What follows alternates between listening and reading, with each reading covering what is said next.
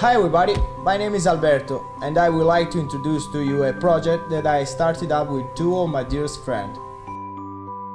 I am an Italian video reporter in a city called Genoa.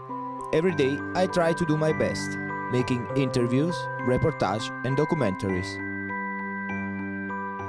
This is Andrea and is a very talented designer. He's a crazy and creative guy who lives in London but comes back regularly to Naples, our beautiful birthplace. The last but not least is Giovanni, who graduated with a degree in marketing.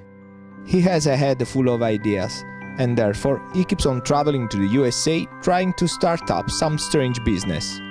Now we are together and united by the same purpose, realizing our dream. Homemade Fabric rediscovers styles and tendencies which build past generations and tends to create a comparison with the dynamic of current society. Our main idea is called Insert Coin, inspired by the graphic style of 80s video games. And the name of the second one is Rock Fabric, dedicated to the three rock icons who became mouthpieces of entire generations. We are lucky to have a lot of friends supporting us, and with their precious help, we have made a funny video for the Insert Coin collection. So, enjoy!